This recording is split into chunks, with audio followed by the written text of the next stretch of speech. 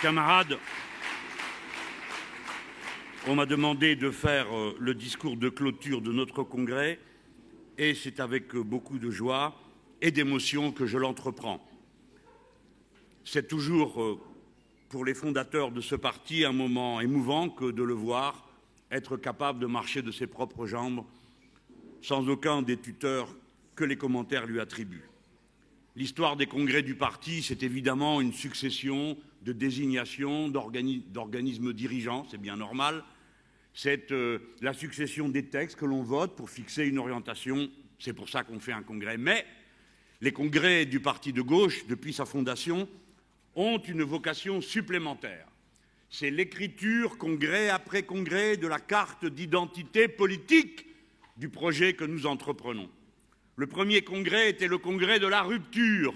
Rupture avec la social-démocratie, non seulement parce qu'elle est emmêlée jusqu'aux essieux dans la cogestion avec la droite libérale de l'Europe et du monde, mais parce que son logiciel est fondamentalement incapable de répondre aux objectifs de notre époque. D'abord, parce qu'il suppose que l'on va corriger les inégalités plutôt que les éradiquer, l'horizon de l'éradication reculant sans cesse. Mais parce que ce logiciel suppose que ces inégalités seront résorbées par le partage inégal des fruits de la croissance, ce qui est une absurdité du point de vue du paradigme écologique, puisque la réserve du monde n'est pas sans limite et que cette politique supposerait qu'il en est une. Alors, ou bien elle se trompe, ou bien elle ment, et nous pensons qu'elle ment.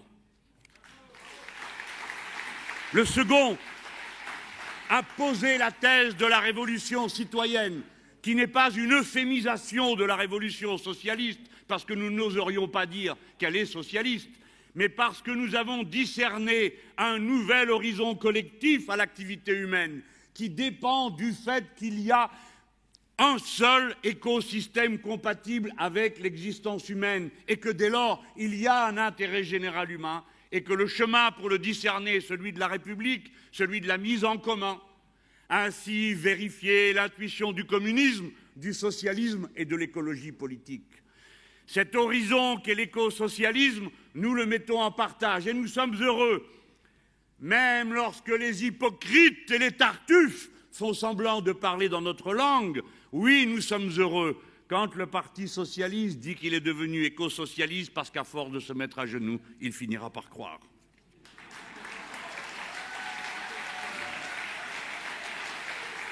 Ce congrès-ci, c'est du Blaise Pascal, parce que j'ai vu tout à l'heure que Coquerel s'était lancé à citer Pascal. Bon, allons-y, puisque c'est la journée de Blaise Pascal dans ce congrès. C'est le pari, vous savez. Alors, selon ce que vous pensez du pari de Pascal, vous pensez ce que vaut le pari à propos du Parti socialiste et de son écosocialisme. Pascal finit par penser qu'il faut faire le pari de Dieu. Nous pouvons faire le pari que le PS soit un jour à gauche. Ce congrès-ci est le congrès qui affirme un point stratégique essentiel. La révolution citoyenne a pour vecteur le mouvement citoyen. La base de la révolution citoyenne, ce sont les assemblées citoyennes. Et c'est avec cette idée abstraite qu'il s'agit de manier un chemin à ouvrir, non pas demain, mais maintenant, comme le moyen de réaliser maintenant l'objectif de l'écosocialisme. Ces mouvements citoyens balbutient, se sont cherchés leur chemin dans le monde entier.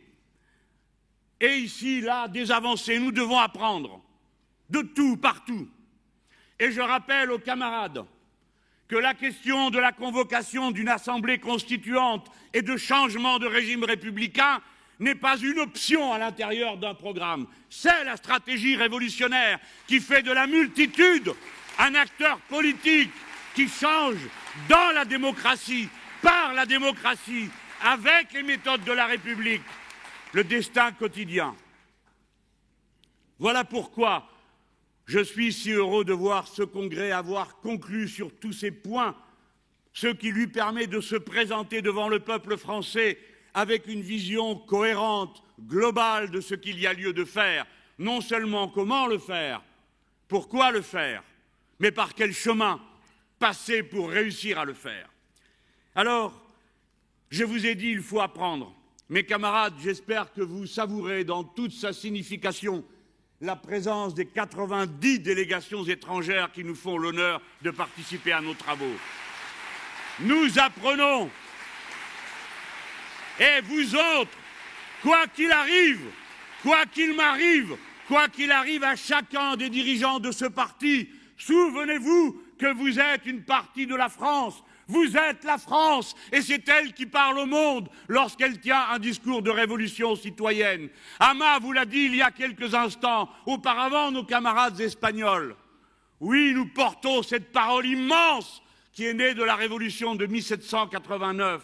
Et c'est de cette manière qu'ils nous regardent. Alors vous, regardez-les de la manière qui convient à ce qu'ils sont. Lorsque vous voyez un Irakien, lorsque vous voyez un Tunisien, cessez de vous dire que c'est un Arabe. Pensez que c'est un être humain. Pensez qu'il partage avec vous les objectifs révolutionnaires de transformation. Nous ne sommes qu'une seule espèce semblable. Vous avez le droit et le devoir de combattre l'obscurantisme religieux qui est une forme du fascisme et rien d'autre. Camarades, ce refus d'ethniciser, de donner un caractère religieux plutôt que social à toutes les confrontations, c'est ce qui explique les grands remuements dont vous êtes les contemporains au Maghreb, au Macrèche et dans le Moyen-Orient. Et naturellement, jusque chez nous, puisque nos peuples sont tellement intriqués les uns aux autres. Non, ce n'est pas une guerre de religion qui se déroule sous vos yeux. C'est une compétition entre puissances territoriales en vue de s'approprier des réserves ici ou là, les uns contre les autres. Si vous ne comprenez pas, vous tous qui m'écoutez, que ce soit dans cette salle ou derrière vos écrans, que le capitalisme génère la guerre, non pas parce que les peuples se haïssent, mais parce que les possédants se disputent entre eux pour posséder, et que la hiérarchie du capitalisme est la cause des guerres. Raison pour laquelle tous ceux qui ont eu le front de critiquer ma critique du gouvernement de CDU-CSU allemand, au motif qu'en prononçant le mot allemand, peut-être, je suggérais quelque encouragement à la guerre, insultent tous ceux des nôtres qui ont combattu la guerre, qu'ils soient allemands ou qu'ils soient français, parce qu'ils ne la voulaient pas et que ce sont les puissants qui l'ont voulu et organisé. Rappelez-vous que quand l'esprit de guerre commence, la première victime, c'est la vérité en toutes circonstances. Voyez monter autour de vous le risque de la guerre totale, dont l'origine est aux États-Unis d'Amérique. Les États-Unis d'Amérique sont coupables de déstabiliser la planète entière en vue de conserver leur hégémonie sur le reste du monde. Ils sont les coupables, nous les nommons, nous les désignons, et nous désignons les alliances qui, en quelque sorte et en cascade, conduisent tel ou tel gouvernement, travaillant dans les roues, dans les marques des chars nord-américains pour prendre eux-mêmes la domination des régions du monde où ils peuvent avoir cette domination. Parler de cette manière, c'est parler d'une manière réaliste et c'est montrer quelles sont les tâches du nouveau pacifisme auquel nous devons nous atteler. Oui, un nouveau pacifisme comme une nouvelle refus de la guerre. Or, la guerre généralisée est à nos portes. Faut-il que je cite le pape pour qu'on veuille bien enfin entendre ce qui est une vérité, puisque lui-même en convient également. Oui, le monde est en danger de guerre généralisée. Les États-Unis d'Amérique, par leur provocation en Ukraine, par leur alliance avec les nazis ukrainiens, par les agitations qu'ils provoquent partout, d'une part, mettent l'Europe elle-même aux portes de la guerre. Les États-Unis, parce qu'ils contestent je ne sais quelle bataille pour un îlot dans la mer de Chine, poussent à la confrontation avec la République populaire de Chine et le peuple chinois. Les États-Unis poussent à la guerre partout au Moyen-Orient. Ce sont les réalités auxquelles nous devons nous affronter. Mes camarades, assez de bisounours et de Disneyland. Il faut regarder en face la réalité dure et cruelle qu'il s'agit de retourner Si nous ne la regardons pas en face, nous ne sommes pas capables de la retourner. Nous vivrons dans un monde de rêve où l'on suppose que chacun est animé de bonnes intentions et prêt à se sauter au cou les uns auprès des autres. Et si c'est le contraire, ça ne peut être que par un malentendu. Mes amis, dès lors que les choses sont de ce bois-là, si nous avions, nous, à gouverner ce pays, nous mettrions les raisons, tracerions les lignes rouges qu'il faut tracer aux États-Unis d'Amérique. Pas seulement dans notre projet politique qui consiste à sortir de l'OTAN, où nous n'avons strictement rien à faire, car nous n'avons pas vocation à être dans les fourgons de l'impérialisme. Mais nous dirions ici et maintenant, tout de suite, que le pays qui a pu accueillir Bébé Doc, le tyran haïtien Duvalier, le pays qui a pu accueillir l'obscurantiste le plus noir qu'est l'ayatollah Khomeini, a le devoir d'honneur d'accueillir Edward Snowden et Julian Assange.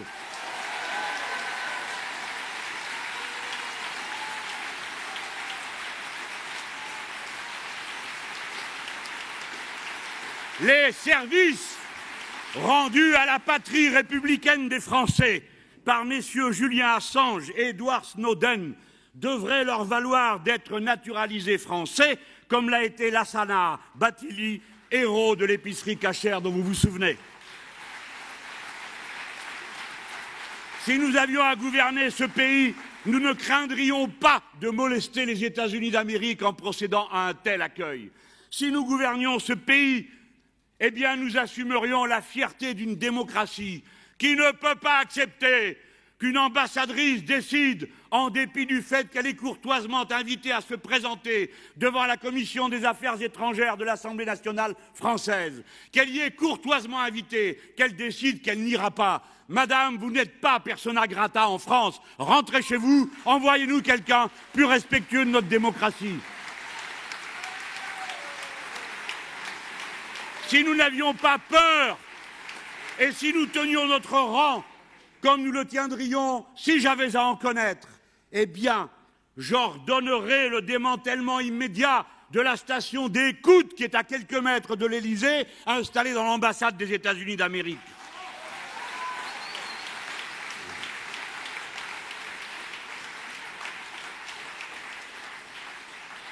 Si nous n'étions pas devenus les petits huissiers de la collecte de la dette universelle, alors je dirais à ma mamie et à nos frères et sœurs tunisiens, oui, la dette française en Tunisie est mise sous moratoire. Elle est reportée jusqu'au jour où vous serez en état de pouvoir avoir avec nous une discussion loyale et égale. C'est-à-dire non pas comme aujourd'hui, le pied sous la gorge, sous la double menace des fascistes islamistes et des puissances européennes qui vous agressent. Hama, ta proposition est la bienvenue. Que le camarade de Podemos qui se trouve ici, celui de Syriza qui t'a entendu, médite comme nous-mêmes nous allons le faire. Sans doute te répondrons-nous favorablement. C'est notre prochaine direction qui prendra cette décision. Oui, il est temps que les mouvements de la révolution citoyenne du petit bassin de la Méditerranée se rencontrent et se concertent pour qu'enfin, à notre tour, nous soyons internationalisés et capables d'une action cohérente entre nous. Car, comme l'a dit Hama, chaque victoire de l'un est une victoire de l'autre. Je ne peux oublier que lorsque Alexis Tsipras va nous voir après notre campagne présidentielle, où nous avions fait 11, Alexis faisait 4,5, et à l'élection suivante, il en fit 18, et qu'il est certain que notre propre élan donna un signal qui permit aussi aux Grecs de se dire que si dans les grandes puissances de l'Europe, grandes puissances économiques, un mouvement tel que le nôtre pouvait exister, alors ils le pouvaient chez eux. Et je veux dire à Hama que pour nous, c'est un renfort considérable de pouvoir dire qu'Hama a fait 10% dans les conditions incroyables de la première élection libre en Tunisie. Camarades, la géopolitique a toujours commandé la politique. Et la géopolitique est faite des rapports de force entre les puissances, pas entre les peuples, entre les puissances et les dominants. C'est la raison pour laquelle notre internationalisme fait de la question grecque une question intérieure à la situation politique en France, et vous n'avez aucune raison d'en douter.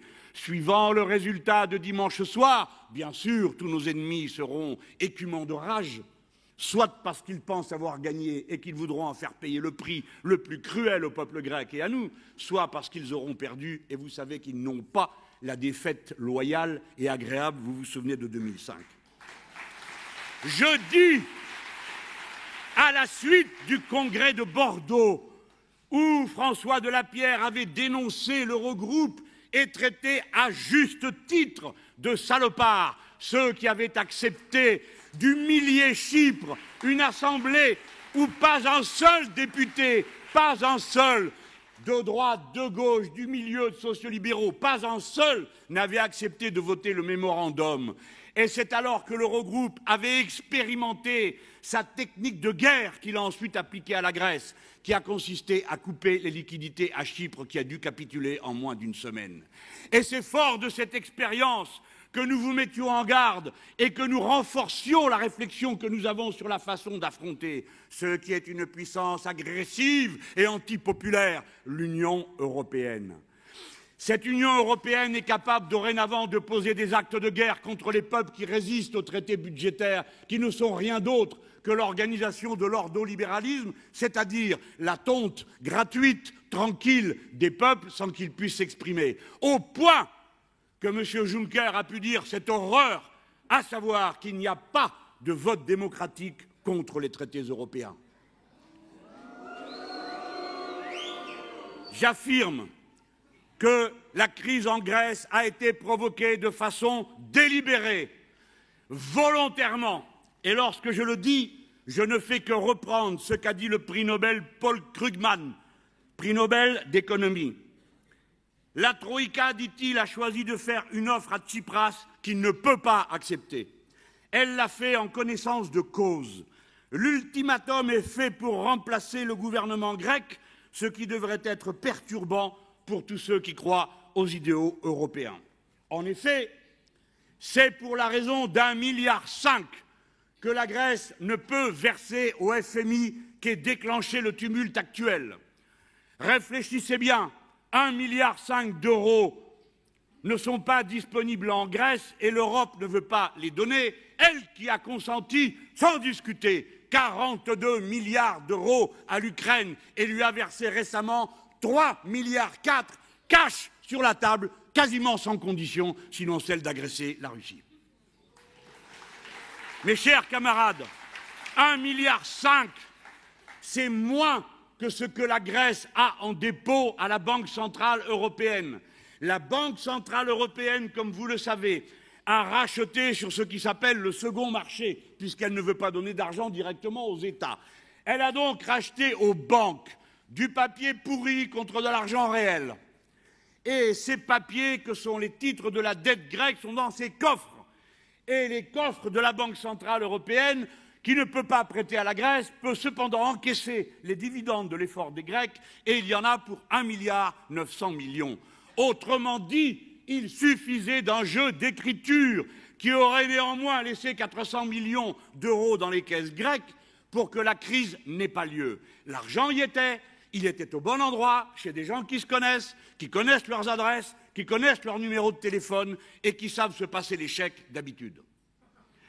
Dans ces conditions, c'est de propos délibérés que cette crise a été enclenchée par l'Eurogroupe et à l'intérieur de l'Eurogroupe par le gouvernement de la CDU-CSU allemand de Mme Merkel avec la complicité, on ne sait dire si elle est ingénue, naïve ou seulement stupide, du président de notre propre République, qui a cru, comme d'habitude, que tout finirait par s'arranger et qu'il lui suffirait d'une synthèse à l'ultime moment, comme dans les congrès du Parti socialiste, pour faire s'entendre des gens qui, de toute façon, sont destinés à s'entendre, puisqu'ils ont beaucoup à se partager. Voilà. Cette crise, nous l'avons vu se mettre en place par la violence. L'expulsion de Yanis Varoufakis de la réunion de l'Eurogroupe ne correspond à aucune des dispositions habituelles du fonctionnement de l'Europe. L'habitude prise par tous ceux qui sont sombrés dans l'ivresse du oui, je vais vous en dire un mot dans un instant, de commencer à partager, comme je l'ai vu sur maintes unes de journaux, il y a « les Grecs défient les Européens ». Car voici qu'à la faveur d'une phrase, les Grecs sont expulsés de l'Europe. Et qu'en quelque sorte, les Européens, ce sont seulement les commis de la Banque centrale européenne et du gouvernement de Mme Merkel. On nous avait promis de faire l'Europe sans défaire la France.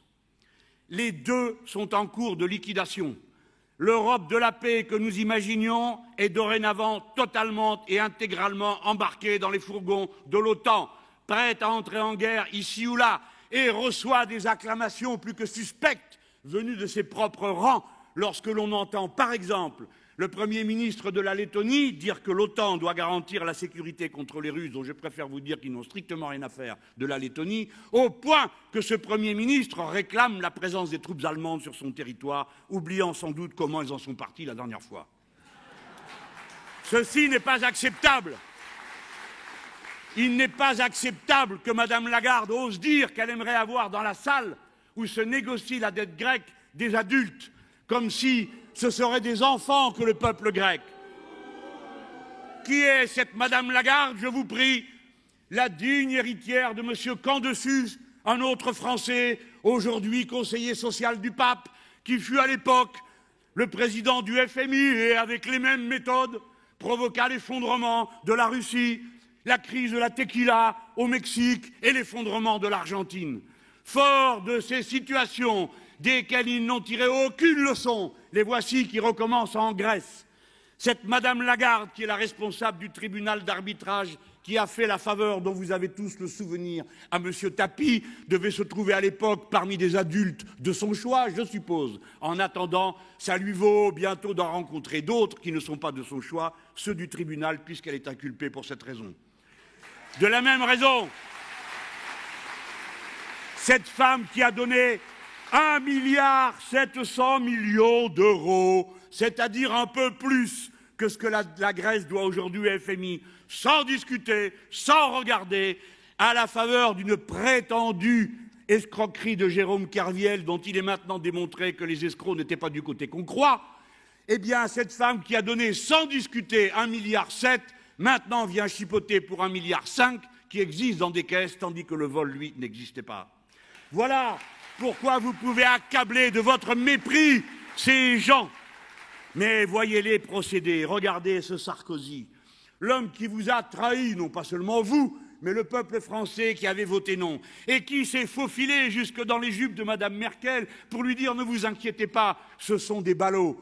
On va tout découper, tout jeter en l'air. » C'est ce qu'ils ont fait avec le texte de la Constitution de 2005. Et comme ça retombe sur le sol, on le colle, et ça s'appelle traité de Lisbonne. Eh bien, cet homme, capable de tromper son propre peuple, ses concitoyens, et celui qui ose dire, à propos de Tsipras, qui lui respecte le mandat que le peuple grec lui a donné, il dit « Quel cynisme, quelle démagogie, quelle irresponsabilité !» Par l'irresponsabilité de son Premier ministre, la Grèce s'est suspendue elle-même de la zone euro. Non, c'est vous qui êtes suspendu et personne n'ira vous décrocher, Monsieur Sarkozy. Pouvons-nous accepter que Martin Schulz, président du Parlement européen et membre du Parti socialiste allemand, ose dire « Alexis Tsipras est imprévisible et manipule les gens en Grèce », cela a presque un caractère démagogique.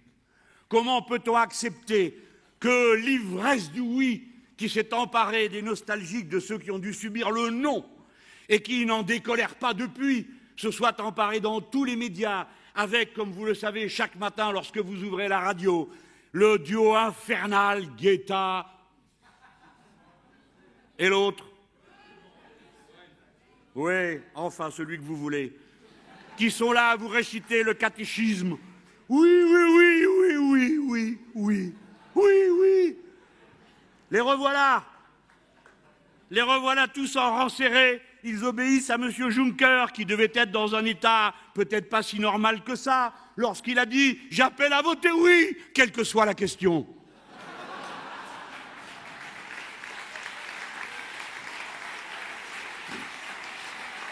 Est-ce une raison éclairée? Est-ce le devoir et le travail de journaliste que d'écrire, comme l'a fait M. Quatremer, dans le journal. Il a dit « Le référendum est le début de la République populaire de Grèce ». Mais si seulement!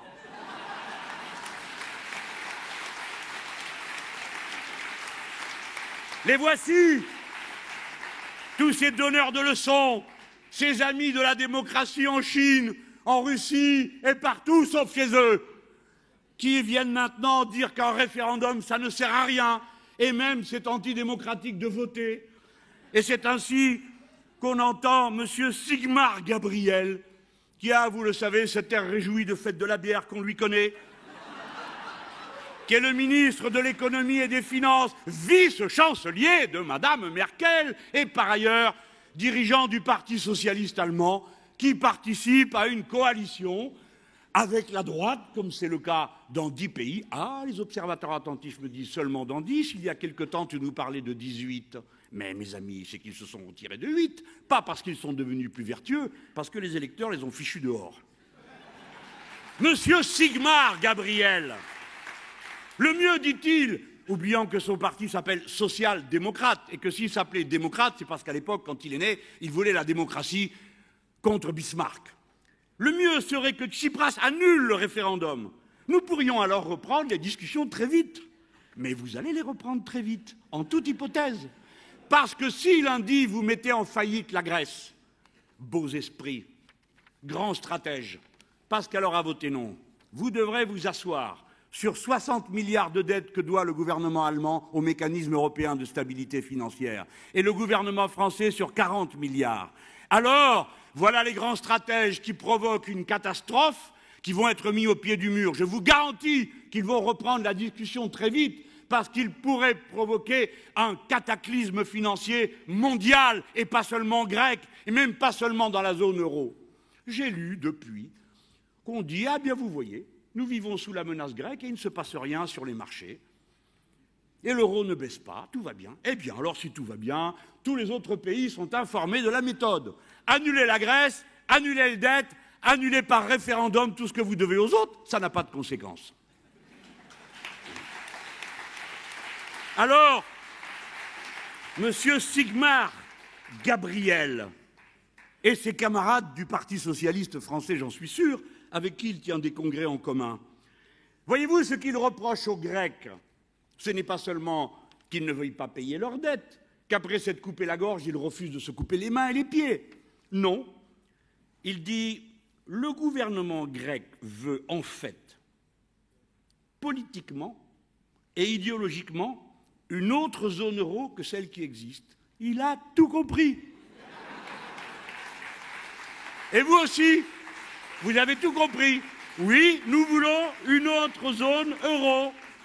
Nous voulons une monnaie qui soit au service des êtres humains et pas les êtres humains au service d'une monnaie. Et si vous ne voulez pas, nous nous passerons de votre monnaie. Mais, mes camarades, je me suis efforcé de vous présenter de manière plaisante ce qui, en vérité, ne l'est nullement. C'est un coup d'État qui est en œuvre. Un coup d'État contre le gouvernement démocratique du peuple grec. Je vous demande de l'entendre dans toute sa gravité lorsqu'un journaliste qui a l'habitude de documenter et d'argumenter ce qu'il dit, pour qui j'ai du respect, nonobstant le fait que je ne sois jamais d'accord avec lui et vice-versa, comme le signalent ces articles. Monsieur Arnaud Le Parmentier, dans un moment que je veux croire être un moment d'égarement, a cependant la lucidité de dire clairement ce que d'autres ont dit moins clairement. Il écrit « La Grèce doit trouver un accord avec les Européens. » Les Européens, c'est les huissiers du fric. « Signé par Alexis Tsipras ou un autre, peu importe. » Comment peu importe? Si, ça nous importe beaucoup à nous. C'est M. Tsipras qui a été élu, ce n'est pas un autre.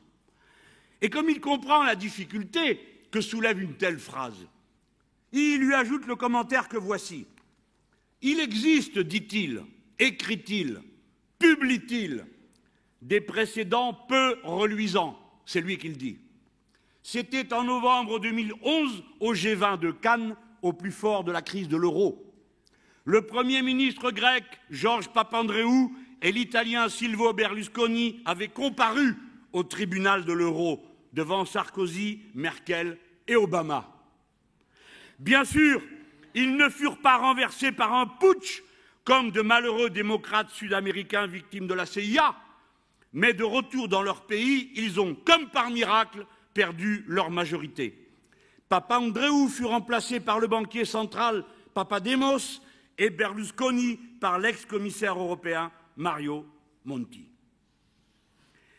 Il conclut en disant « Imaginons donc un scénario de crise, constitution d'un gouvernement d'union nationale avec ou sans Tsipras. Retour des négociateurs à Bruxelles, Canossa.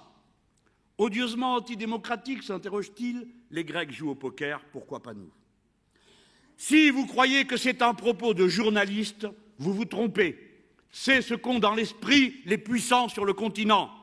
Et la preuve et l'aveu nous en est fait par Martin Schulz, le président du Parlement européen, lorsqu'il déclare qu'il espère la victoire du oui, la fin de l'ère Syriza et un gouvernement de technocrates pour que nous puissions continuer à négocier, c'est-à-dire à opprimer et à dépouiller la Grèce. Je vous demande de bien comprendre ces faits. Quand ils disent qu'ils sont venus à l'aide de la Grèce, ils lui proposent 15 milliards d'euros. Pas un euro n'est destiné à l'investissement de quelque nature que ce soit en Grèce. La totalité de cette somme est destinée à rembourser les banques et à les rembourser à terme fixé, ainsi que le FMI, le mécanisme européen de stabilité financière et la Banque centrale européenne, puisque 80% de la dette grecque est détenue par des mains d'organismes publics que je viens de mentionner. 80% de la dette grecque est aujourd'hui dans les mains des organismes publics. Un simple jeu d'écriture en annulerait l'existence de A jusqu'à Z. Et c'est ce qui vous prouve que c'est bien un exemple politique qu'ils veulent donner. Et un exemple de refus de la démocratie. Car les conditions pour ces 15 milliards, c'est que tous les mois, la Grèce devrait venir présenter sa feuille de route et montrer qu'elle a bien payé la somme qui était prévue. On lui inflige un excédent primaire budgétaire, c'est-à-dire une fois le budget accompli avant de payer la dette qui soit en excédent, ce que quasiment aucun pays d'Europe n'est capable de faire. Et c'est ce qu'on demande au pays le plus dépouillé, le plus malheureux, le plus martyrisé de toute l'Europe. Voilà quelle est la réalité. Alors, compte tenu du rôle que joue le gouvernement allemand de Mme Merkel et de M. Schäuble, je voudrais une nouvelle fois vous dire, mes camarades, que vous devez comprendre qu'en Europe se joue une bataille, qui est la bataille pour que l'ordolibéralisme s'impose partout, que pour que l'ordolibéralisme s'impose, il faut que les droits démocratiques des peuples reculent, puisque l'ordolibéralisme suppose que les lois économiques ne sont pas soumises à la délibération des citoyens. Voilà pourquoi, entre autres, vous comprendrez que la citoyenneté et la révolution citoyenne est par nature anticapitaliste, puisqu'elle revient à créer de la norme là où les capitalistes veulent qu'il n'en existe plus et que le capital fasse la loi à lui tout seul. Mais vous devez comprendre que la lutte porte un nom et a une adresse. Ce n'est pas parce que la France est diminuée aujourd'hui qu'elle n'a pas de responsabilité dans la situation d'oppression qui prévaut contre les Grecs. Bien sûr que les dirigeants néolibéraux, qu'ils soient socialistes ou UMP, peu importe, bien sûr qu'ils y sont intéressés, qu'ils veulent aussi que l'ordolibéralisme s'applique pour qu'en France on puisse dire qu'il faut travailler le dimanche, que c'est une loi de la nature, qu'il faut que toutes les dettes soient payées, que pour cela les travailleurs doivent consentir des sacrifices sans cesse plus élevés de manière à ne pas décourager la croissance, comme a dit la Banque centrale européenne aux Grecs quand ils se sont proposés d'élever le niveau des impôts sur les très grandes sociétés et sur les grandes fortunes. C'est la Commission européenne qui a refusé cette augmentation au motif que cela désespérerait la croissance.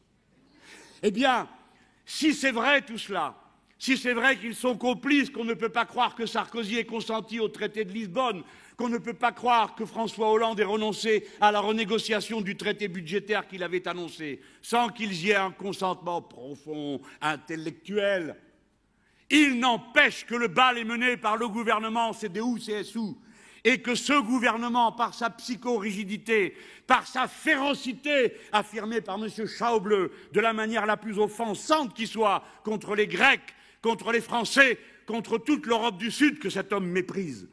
Je lui réponds avec les mots d'un autre Allemand, Ainsi, on ne pourra pas m'accuser de germanophobie, car à moins de supposer qu'un Allemand soit aussi en proie à la germanophobie, mais celui-ci a été ministre dans son propre pays des Affaires étrangères. Et pour rassurer Madame Cécile Duflot, qui, paraît-il, est écologiste, eh bien, je lui dirai qu'il s'agit de Joschka Fischer, qui lui aussi est écologiste. Et voici ce qu'il a dit. Par 2 fois au XXe siècle, pour asservir le continent, l'Allemagne s'est détruite elle-même et a détruit l'ordre européen en provoquant guerres et génocides. Il serait tragique et en même temps ironique qu'en ce début du XXIe siècle, l'Allemagne réunifiée, cette fois pacifiquement et avec les meilleures intentions du monde, détruise une 3e fois l'ordre européen.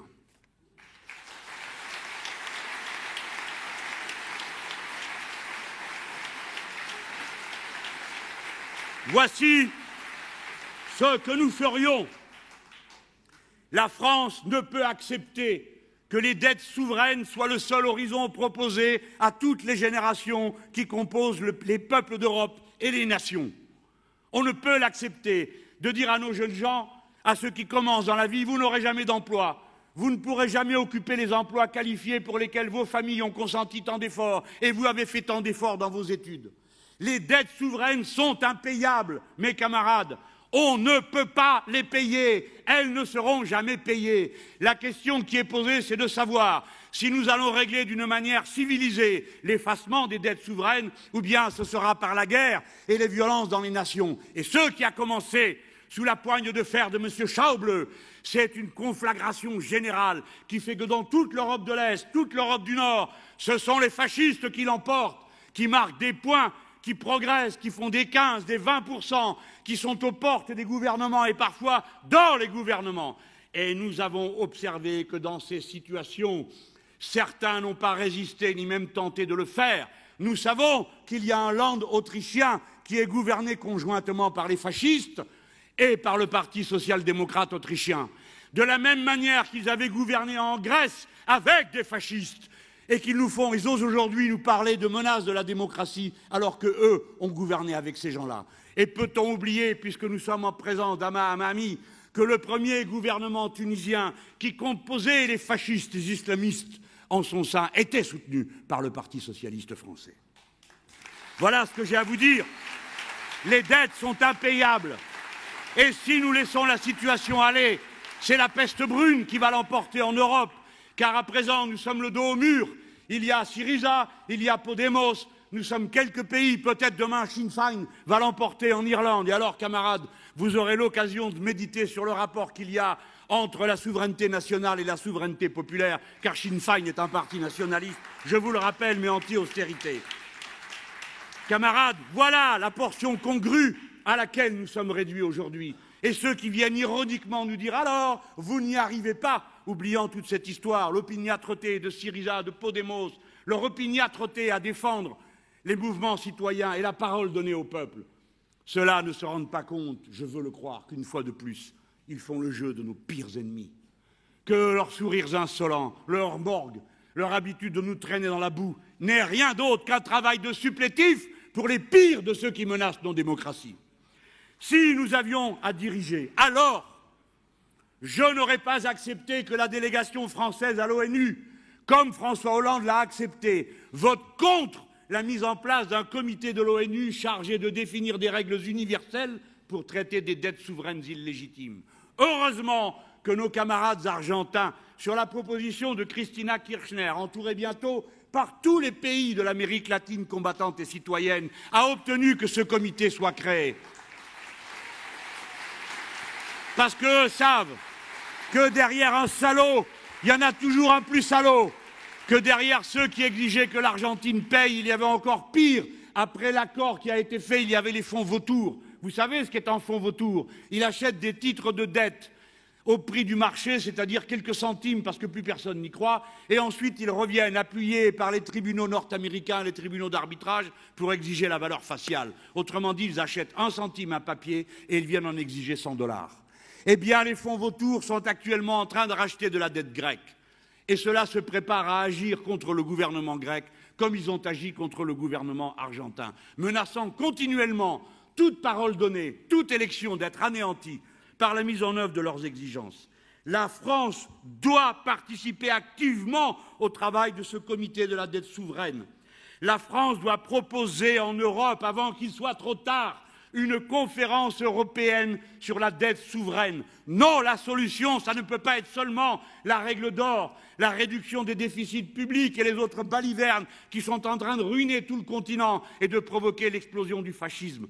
Nous avons besoin d'une conférence européenne de la dette souveraine pour régler, par les voies de la technique, ce qui est extrêmement simple, la masse des dettes qui, si elles viennent à éclater l'une après l'autre en banqueroute, mettront en banqueroute tous les organismes européens, car pas un seul n'est de taille à encaisser l'effondrement de la dette grecque, puis l'effondrement de la dette espagnole, puis l'effondrement de la dette portugaise, puis l'effondrement de la dette italienne, puis l'effondrement de la dette irlandaise, et enfin celui de la France, auquel je veillerai personnellement si l'occasion m'en est donnée.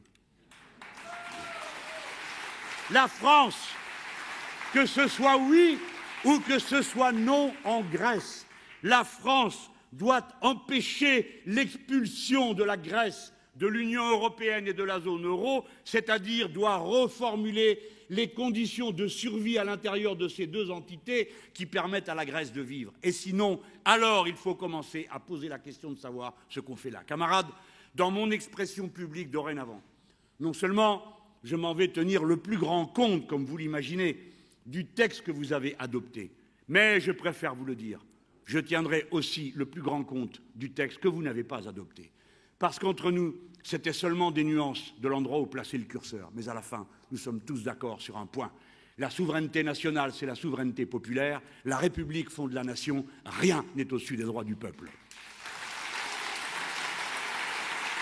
Enfin, j'estime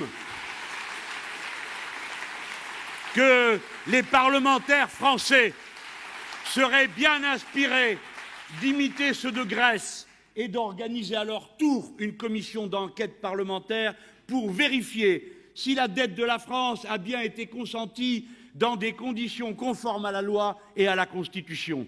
Car la découverte qu'ont fait nos camarades grecs quand ils ont fouillé, c'est qu'une bonne partie de la dette grecque a été consentie dans des conditions anticonstitutionnelles en Grèce, contraires aux traités européens. Autrement dit, qu'elle a été faite à la faveur de divers graissages de pattes, de corruption, de faiblesse, corrompus, voyous, voleurs qui aujourd'hui font des leçons aux autres, évidemment après avoir mis soigneusement leur argent à l'abri de leur devoir de coopération vis-à-vis de leur propre peuple.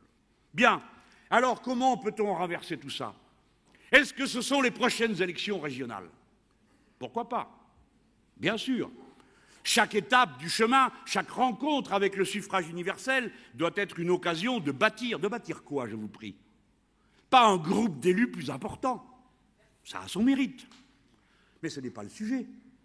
C'est de créer un rapport de force conscient, une masse de citoyens qui comprennent de plus en plus clairement de quel côté est l'issue et qui, du fait de la progression de leur conscience, deviennent de vrais acteurs de l'histoire et non des ahuris que l'on trimballe d'une élection à l'autre, sous la menace du fouet et du chantage, comme nous avons ce matin entendu Isabelle nous décrire si bien ce qu'a été la manière de lui expliquer pourquoi nous devons en aucun cas être candidate avec nous, parce que sinon le diable va gagner, ce sera Madame Le Pen.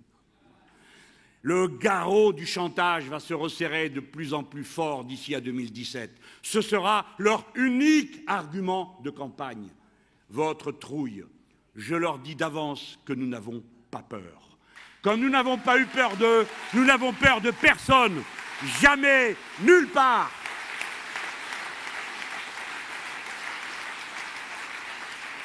Alors, il faudrait que, comme les autres, je prenne un air distrait et peut-être même effarouché. Lorsqu'on me parle de 2017, je devrais, la mine grave, dire « j'attends que mes amis m'en supplient » ou bien que l'inspiration me vienne. Ou bien d'autres, un peu plus raisonnablement, disent « d'abord le projet, d'abord le projet ». Oui, oui, très bien, ceux qui n'en ont pas n'ont qu'à en avoir un, moi j'en ai un. Depuis 2012, ça s'appelle l'humain d'abord. Il est toujours valable. Il n'y a pas de problème de projet. Bien sûr, si on voulait faire quelque chose de sérieux, qui ne soit pas de la gesticulation. Ben, on prendrait l'humain d'abord et on verrait comment on peut le compléter, l'amender, retirer ici, rajouter là, parce qu'entre-temps, on a appris beaucoup de choses. Et beaucoup de gens ont évolué. Et j'observe que dans la voie de la prise de conscience écologiste, de grands progrès ont été faits, y compris dans nos rangs, au front de gauche. Alors, il faut capitaliser tout ça. Discutons du projet L'Humain d'abord, donnons-lui sa perspective éco-socialiste. Et vous verrez, ce n'est pas si difficile à faire. À mon avis, c'est moins difficile qu'un congrès du PG. Donc, ça devrait aller plus vite. Non, ce n'est pas le problème du PG, ni du projet, ni celui de mes états d'âme qui n'ont aucun... En plus, maintenant, je me méfie. L'année dernière, j'ai fait cette folle déclaration, vous vous en souvenez, au mois de juin, où j'avais quelques raisons d'être inquiet pour d'autres raisons. Et puis après tout, comme je suis un être humain, ça peut aussi m'arriver certains jours de ne pas être aussi en forme que la veille. Mais j'ai dit, avant de partir en vacances, que j'avais besoin de bailler aux corneilles et de dormir. 3 jours après, c'est-à-dire quasiment jour pour jour, à la date que nous sommes, j'étais mis à la retraite par le journal Libération et quelques autres. Par conséquent, je me garderai désormais de faire état de la moindre palpitation. Je dis seulement ceci, et je vous demande de l'entendre, mes camarades, peut-être pour relâcher la pression qui s'exerce sur moi. 2017 est l'occasion de renverser la table, et il ne faut pas tourner autour du pot sur le sujet. C'est le moment où le peuple français peut venir en appui au peuple espagnol, au peuple tunisien, au peuple grec, parce que la Constitution est ainsi faite qu'en un seul vote, on s'empare de tous les pouvoirs. 2017 n'est pas un concours de sensibilité, de disponibilité. C'est l'occasion majeure d'un combat frontal. Et comme nous sommes toujours et sans cesse harcelés, que nous avons contre nous, travaillant activement chaque jour à la démoralisation, la désorganisation, le doute, le mépris les uns pour les autres.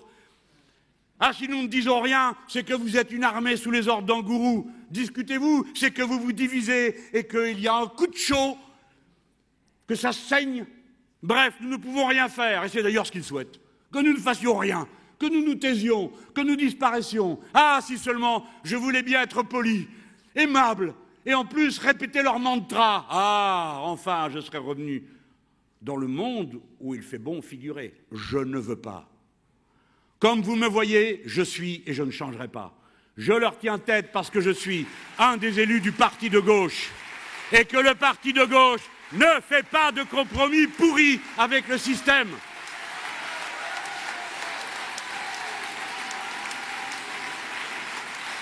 Alors,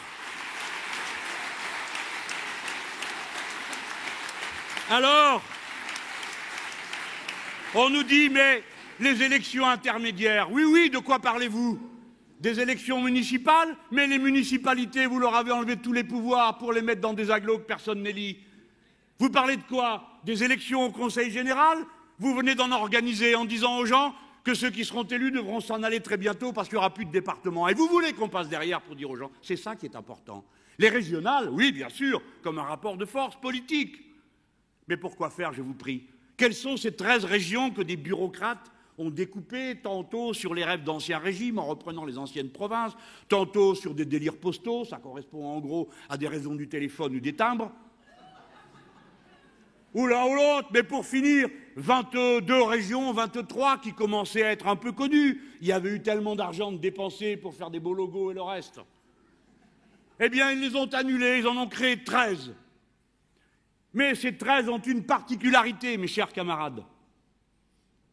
Elles ne correspondent à aucune structure de l'État, ni des administrations décentralisées. Autrement dit, ce sont 13 lieux d'impuissance dont la vocation principale sera de tenir des agences de communication. Et c'est ceux-là qui viennent nous parler de décentralisation, de pouvoirs locaux et de corps intermédiaires. C'est eux qui les ont tous détruits. Les corps intermédiaires de la République française qui étaient les départements, les municipalités, communes qui remontent jusqu'au Moyen-Âge, départements qui remontent à la Grande Révolution de 1789 et des régions, pourquoi pas. Aussitôt, ils ont dit, pour faire comme des landers. Un lander est le rêve du bureaucrate. Parce que dans un lander, personne ne sait ce qu'il fait au juste, personne ne le contrôle, on ne sait pas où il est. Et puis ça fait tellement allemand et donc moderne. Il faut qu'ils soient aussi importants que des Länder, disent-ils, ces gens qui n'ont examiné aucune carte, ne connaissent aucune réalité et ne savent pas que les 22 régions françaises sont plus grandes que les Länder allemands. Enfin, ils feront bien Länder s'ils veulent. Mais bref, vous avez compris qu'il ne faut pas biaiser avec 2017. C'est l'élection fondamentale. Dans notre pays, les fascistes peuvent espérer obtenir ce qu'ils n'ont pas obtenu dans d'autres pays. Des combinaisons peuvent se produire entre la droite et ces fascistes-là, les uns s'exagérant, les autres faisant semblant de se modérer. Mais enfin, ce n'est pas la première fois qu'on aura vu ça dans l'histoire.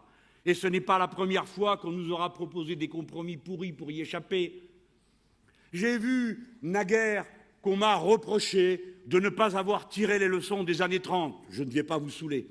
Mais enfin, on me dit que ce serait de la faute des communistes parce qu'ils montraient du doigt les socialistes, que pour finir, Hitler l'aurait emporté. Oh, certes, les communistes ont bien des responsabilités dans cette catastrophe, mais il ne faudrait pas croire que les socialistes n'en avaient aucune. C'est même tout le contraire, car ils ont appelé à voter Hindenburg pour empêcher Hitler d'arriver au pouvoir. Et lorsqu'Hindenburg a été élu, il a appelé Hitler au pouvoir.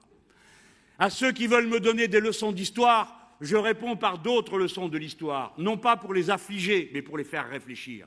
Il n'y a pas d'autre chemin que d'ouvrir une voie alternative, claire, franche devant le peuple français. Et il doit alors avoir confiance en celui qui leur parle. Je ne céderai jamais à aucune combine, à aucun arrangement, d'aucune sorte. Vous pouvez avoir confiance. Alors, que les choses soient claires. Il paraît qu'on doit avoir des discussions entre nous. Oui, oui, ayons des discussions. C'est indispensable. Faisons d'abord semblant. Mais mieux vaudrait qu'on se décide vite, car la bataille va être terrible. Il n'y aura pas de concession. Qui que ce soit, quelque homme que ce soit, il sera toujours représenté, la barbe hirsute, la bouche ouverte, le poing crispé, des photographies de ses trous de nez, de ses dents, de sa queue de cheval, comme c'est le cas pour mon camarade Pablo Iglesias, comme c'est le cas dorénavant pour Tsipras, après avoir bénéficié de quelques photos plus sympathiques. Ne croyez pas que cela tienne à ma personne, cela tient au système.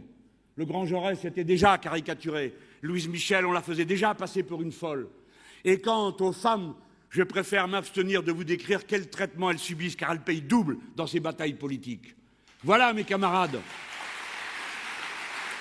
La bataille est dure, elle est âpre. J'ai lu que je me plaignais. Je ne me plains pas. J'ai eu l'honneur immense d'être le candidat commun du Front de gauche. J'ai eu l'honneur immense de marcher devant vous et de faire en sorte que 4 millions de nos concitoyens se rassemblent sous nos drapeaux rouges. Nous nous sommes retrouvés.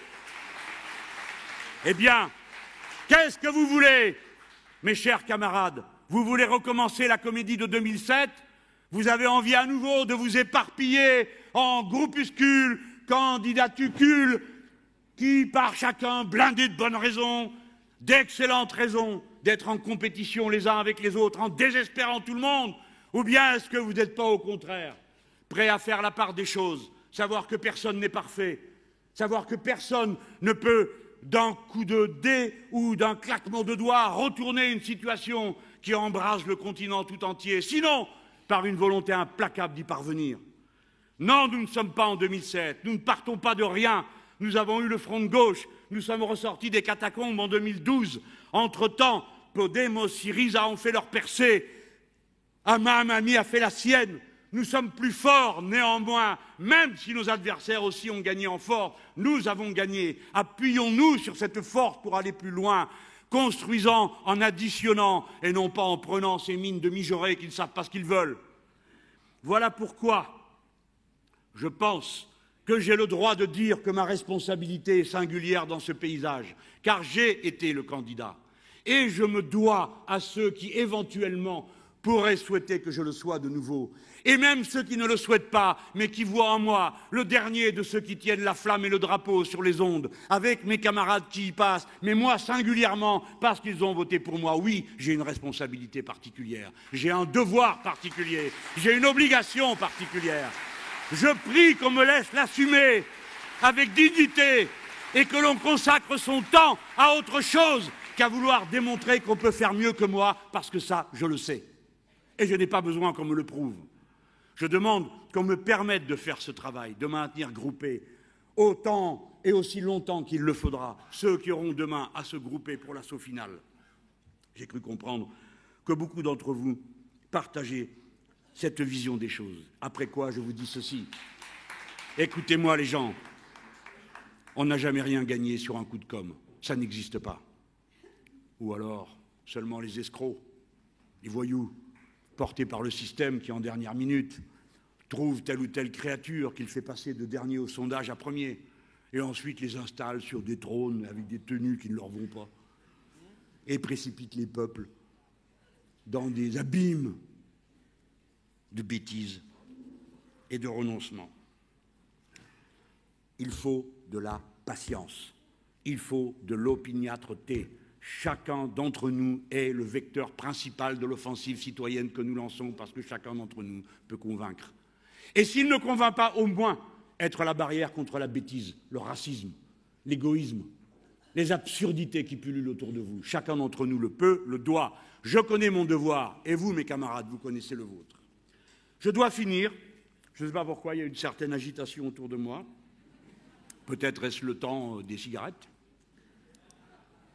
Et je vais vous parler de cinéma.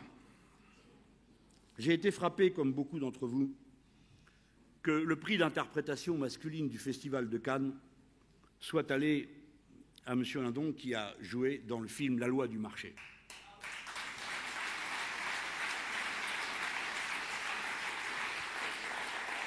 Et la conclusion de mon discours sera comme à l'origine de nos travaux. Les êtres humains accèdent à la conscience de leur situation sociale et au devoir que celle-ci leur trace pour eux et pour leurs enfants, à travers le prisme de la culture. Hier, on a rappelé cette citation que faisait François de Karl Marx, en disant que les hommes, les femmes, les hommes, les êtres humains, font leur histoire, bien sûr par eux-mêmes, mais dans des conditions qui leur préexistent. C'est à travers les canaux de la culture dominante que souvent le futur se fraye en chemin et semble, au point de départ, porter les oripeaux du passé.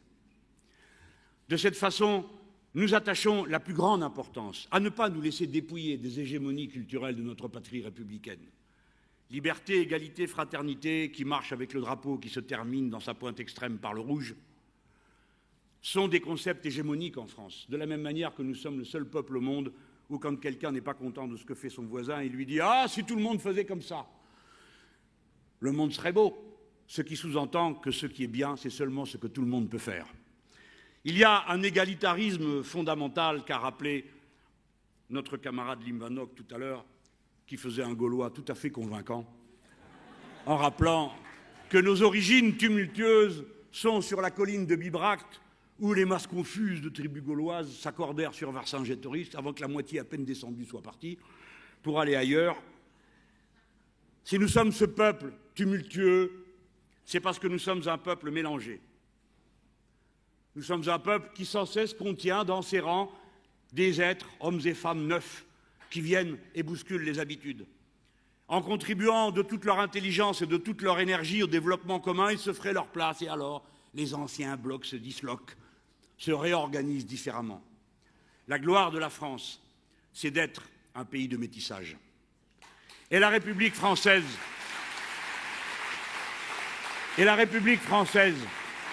est un pacte politique offert à l'humanité universelle.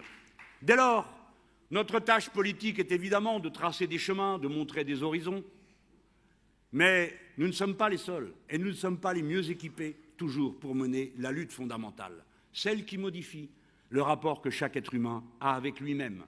Là, c'est œuvre de culture, de poésie, de littérature, de musique, de chansons. Que le Festival de Cannes ait accordé le prix de l'interprétation masculine à quelqu'un qui interprète le rôle d'un chômeur contraint d'accepter une macronade, c'est-à-dire un emploi qu'il n'a pas souhaité, pour faire un boulot qui ne correspond pas à sa qualification.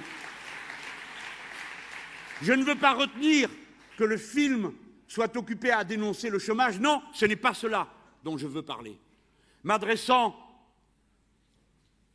aux acteurs, aux écrivains, aux chanteurs. Je leur dis, nous ne vous demandons pas de faire notre travail d'explication, d'élucidation, de proposition. Non, nous vous demandons, selon la magnifique formule du réseau Éducation sans frontières, donner des visages à des nombres, montrer que derrière ce chômeur, il y a une existence entière qui peut basculer dans le vide, montrer cet homme et cette femme qui ne sait pas écrire parce qu'on ne s'en est jamais soucié de le lui apprendre, parce qu'il y a 3,5 millions d'illettrés et d'analphabètes dans notre pays et qui, devant leurs enfants qui rentrent de l'école, ne savent que faire du cahier sur lequel ils doivent signer. Donner des visages au nombre, des noyés, des humiliés, des opprimés, des mendiants, des pauvres, des femmes exploitées, battues, violées, assassinées.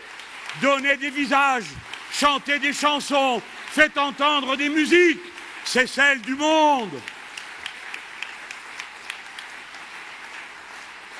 C'est pourquoi notre slogan, ce n'est pas seulement Podemos, ce qui signifie en espagnol « nous pouvons », comme l'avait si bien intitulé Jacques Généreux pour son livre. Non seulement podemos, no solamente podemos, pero también queremos.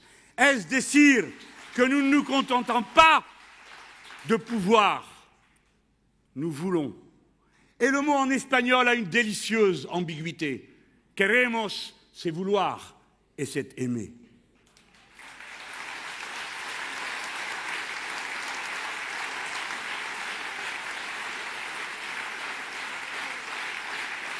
Et puisque j'ai commencé par nos délégations étrangères, puisqu'après Hama, je veux saluer toutes les résistances contre l'obscurantisme, je me tourne vers ceux qui spécialement souffrent de l'obscurantisme, c'est-à-dire les Iraniens. Et c'est pourquoi je vais citer, pour terminer, en lien avec ce que je viens de dire sur la place de la culture, un poète persan du XIIIe siècle, bien connu de vous, pour certains d'entre vous, Saadi. Il dit, ça c'est pour embêter Madame Le Pen, vous voyez, je pourrais citer des Français, hein. Non, je ne le fais pas.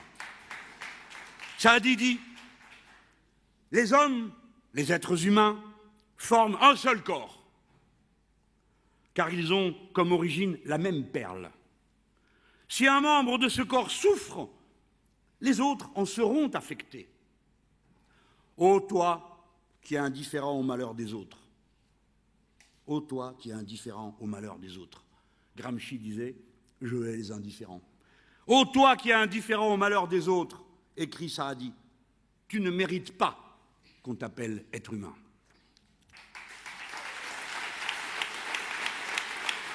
Mes camarades,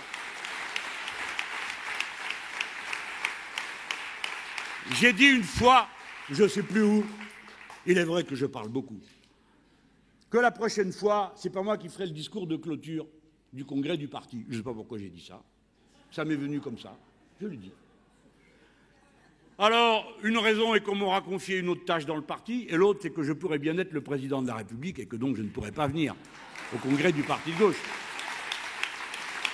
Je vous prie de m'en excuser d'avance.